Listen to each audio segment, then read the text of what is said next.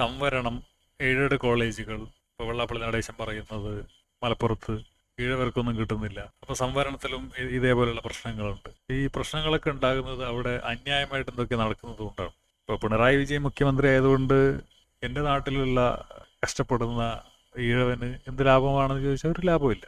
ശിഹാബ് തങ്ങൾ മുഖ്യമന്ത്രി ആയതുകൊണ്ട് എനിക്കെന്ത് ലാഭം എന്ന് ചോദിച്ചാൽ എനിക്കൊരു ലാഭമില്ല. കുറച്ച് മുസ്ലിങ്ങൾ സർക്കാർ ജോലിയിൽ കയറിയാൽ മുസ്ലിങ്ങൾക്ക് എന്ത് ലാഭം എന്ന് ചോദിച്ചാൽ യാതൊരു ലാഭമില്ല. ഏതെങ്കിലും ഒരു നായർ ഏതെങ്കിലും സർവീസിൽ കയറി കഴിഞ്ഞാൽ സാധാരണ കഷ്ടപ്പെടുന്ന ഒരു നായർക്ക് എന്താണ് ലാഭം? ഒരു ലാഭമില്ല. അപ്പോൾ അതൊക്കെ അത്രേ ഉള്ളൂ. പക്ഷേ ഈ സമുദായത്തിൻ്റെയും മറ്റുള്ള കാര്യങ്ങളൊക്കെ പറഞ്ഞിട്ട് എന്തിനാണ് ഇവർ ഇങ്ങനെ മുതലെടുക്കാൻ ശ്രമിക്കുന്നത്? അപ്പോൾ അതിലെന്തോ ലാഭമുണ്ട്.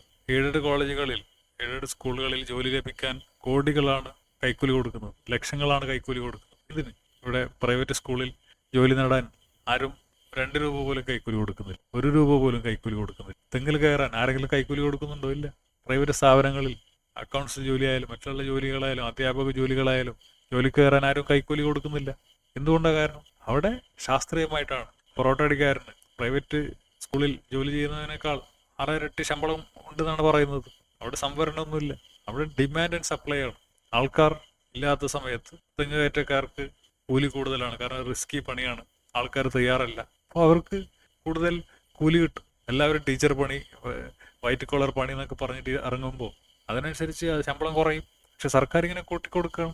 ചരിത്രം എന്നൊക്കെ പറഞ്ഞിട്ട് ഇങ്ങനെ ഉറക്കം തൂങ്ങുന്നവനും വല്ലപ്പോഴും ജോലിക്ക് പോകുന്നവനൊക്കെ ലക്ഷങ്ങൾ ശമ്പളമാണ് അധ്യാപകൻ എന്ന് പറഞ്ഞിട്ട്. ഈ ഗണേഷ് കുമാർ തന്നെ പറയുന്നുണ്ട്, KSRTCയിലൊക്കെ ഇഷ്ടംപോലെ ജോലിക്കള്ളന്മാരുണ്ടെന്നാണ് പറയുന്നത്. KSCBയിലായാലും അങ്ങനെയൊക്കെ. ഇപ്പോൾ ഒരു അശാസ്ത്രീയമായിട്ടുള്ള ഈ യൂണിയൻ ഗുണ്ടായിസം കാരണം ഒരുപാട് പ്രശ്നങ്ങൾ നടക്കുന്നുണ്ട്. നോക്കുകൂലി എന്ന് പറഞ്ഞ് കളിയാക്കാറുണ്ട്. അപ്പോൾ ഒരാൾ ചോദിച്ചത്, നോക്കുകൂലിയൊക്കെ നിങ്ങൾ കളിയാക്കുന്നു, നോക്കുകൂലി എന്ന് പറഞ്ഞിട്ട് നിങ്ങൾ പ്രതിഷേധിക്കുന്നു, പ്രശ്നങ്ങൾ ഉണ്ടാക്കുന്നു. ഈ സർക്കാർ അധ്യാപകന് പ്രൈവറ്റ് സ്കൂളിൽ കിട്ടുന്നതിനേക്കാൾ 10 ഇരട്ടി ശമ്പളം അല്ലെങ്കിൽ 20 ഇരട്ടി ശമ്പളം. ഇതെങ്ങനെ നിങ്ങൾ ന്യായീകരിക്കും? ഇപ്പോൾ പാവപ്പെട്ടവൻ ഒരു ചുമട്ട് തൊഴിലാളിയുടെ നോക്കുകൂലി എന്ന് പറഞ്ഞിട്ട് അവൻ്റെ മണ്ടക്ക് മാത്രം കയറിയാൽ മതിയോ എന്ന് ചോദിക്കുന്ന ആൾക്കാരുണ്ട്. അപ്പോൾ ഈ സംവരണം എന്നൊക്കെ പറഞ്ഞിട്ട് ആൾക്കാരിങ്ങനെ കുത്തിക്കയറുന്ന ഒക്കെ പ്രാതിനിധ്യമൊക്കെ വേണം. സംവരണം എന്നൊക്കെ ഇതിന്റെ പേരിൽ എന്തിനാണ് ഈ സർക്കാരിൽ കയറുന്നത്? നിങ്ങൾക്ക് അനർഹമായ ആനുകൂല്യം കിട്ടണം, അതിനു വേണ്ടിയിട്ട് തന്നെ. PSC എഴുതിയവർ മുട്ടിലെഴുതുന്നു എന്ന് പറഞ്ഞു. എന്തിനാണ് ഇങ്ങനെ മുട്ടിലെഴുതുന്നത്? എന്താണ് അതിന് മാത്രം ഈ സർക്കാർ ജോലിയിലുള്ളത്? ഒന്നുകിൽ എല്ലാവർക്കും നിങ്ങൾ സർക്കാർ ജോലി കൊടുക്കണം, അല്ലെങ്കിൽ നിങ്ങൾ ഈ അനർഹമായ അശാസ്ത്രീയമായ ആനുകൂല്യങ്ങൾ നിർത്തലാക്കണം. സ്ഥിര ജോലി എന്നുള്ള പരിപാടി നിർത്തണം. താൽക്കാലികമോ എല്ലാവരും താൽക്കാലിക ജീവനക്കാർ 28 വയസ്സ് കഴിഞ്ഞാൽ പിന്നെ സർക്കാർ ജോലിയിൽ കയറാൻ പറ്റില്ല. ഇതെന്ത് ന്യായം? 56 വയസ്സിൽ വിരമിക്കണം, എന്ത് ന്യായം? പിന്നെ ഇവൻ ആകെ 26 വർഷമാണ് ജോലി ചെയ്യുന്നത്. അപ്പോൾ 56 വയസ്സിൽ വിരമിച്ചാൽ 44 വർഷം, 100 വയസ്സിൽ ജീവിച്ചാൽ 44 വർഷം ഇവന് പെൻഷൻ കൊടുക്കണം. അതും ഇയാൾ ചെയ്ത ജോലി സ്വകാര്യ സ്ഥാപനം ചെയ്യുന്നവരെക്കാൾ 10 ഇരട്ടിയൊക്കെയാണ് ജോലി ചെയ്യാത്ത ഇവന് പെൻഷൻ. അതും നികുതി പണത്തിൽ നിന്ന്.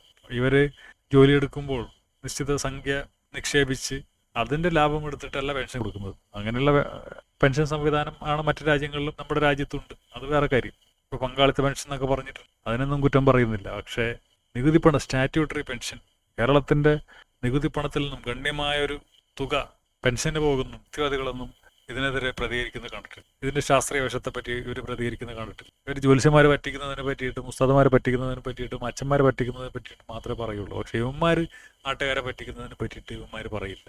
അശാസ്ത്രീയത ഒഴിവാക്കിയാൽ തന്നെ ഈ സംവരണം ഞങ്ങൾക്കൊന്നും കിട്ടിയില്ല എന്നുള്ള നിലവിളികളൊക്കെ എന്തായാലും കുറച്ച് കഴിഞ്ഞാൽ അതൊക്കെ ചെയ്യേണ്ടി വരും.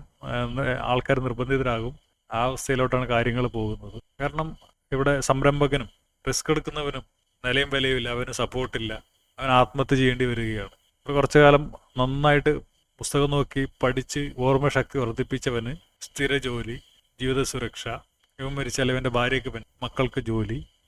ഈ വക തമ്മാടിത്തരങ്ങളൊക്കെ നിൽക്കുന്ന അവസരത്തിൽ കേരളം നന്നാകൂ. അല്ലെങ്കിൽ കുറേ എണ്ണം ഗൾഫിൽ പോകും, കുറേ എണ്ണം യൂറോപ്പിൽ പോകും. അവിടെ പോയാൽ തിരിച്ചു വരില്ല. ഗൾഫിൽ പോയാൽ കഷ്ടപ്പെടും. അറബിയുടെ അടിമപ്പണിയുടെ ചെയ്ത് ജീവിക്കേണ്ടി വരും. അവിടെ മനുഷ്യാവകാശങ്ങൾ ഉണ്ടാവില്ല. ജീവിതത്തിൽ സമാധാനം വേണം, ശാന്തി വേണം, നാട് നന്നാവണം. അപ്പം അതിന് നമ്മൾ ശാസ്ത്രീയമായിട്ട് ചിന്തിക്കണം. പരസ്പരം വർഗീയത പറഞ്ഞിട്ടും പ്രശ്നങ്ങൾ മറ്റുള്ളവരുടെ പേരിൽ ചാർത്തിയിട്ടും കാര്യമില്ല. യഥാർത്ഥ പ്രശ്നങ്ങളിലേക്ക് നമ്മൾ കടക്കണം. എന്നിട്ടത് തിരുത്താൻ ശ്രമിക്കണം. റാഷണലായിട്ട് ചിന്തിക്കുമ്പോൾ എല്ലാം റാഷണലായിട്ട് ചിന്തിക്കണം, യുക്തിപരമായിട്ട് ചിന്തിക്കണം. അതുകൊണ്ടാണ് എനിക്ക് പലരോടുമായിട്ടും കൂട്ടുചേരാൻ പറ്റാത്തത്. അവരുമായിട്ട് സഹകരിക്കാൻ എനിക്ക് മാനസികമായിട്ട് അത്ര താല്പര്യം ഉണ്ടാവാറില്ല. കാരണം ഇവരുടെ ഇരട്ടത്താപ്പ്. അപ്പോൾ ഇരട്ടത്താപ്പില്ലാതെ എല്ലാ കാര്യങ്ങളും യുക്തിപരമായിട്ട് ചർച്ച ചെയ്യാനും ചിന്തിക്കാനും സംവദിക്കാനും നമുക്ക് അവസരമുണ്ടാകണമെന്ന് പറഞ്ഞുകൊണ്ട് നിർത്തണം. അപ്പോൾ ശരി.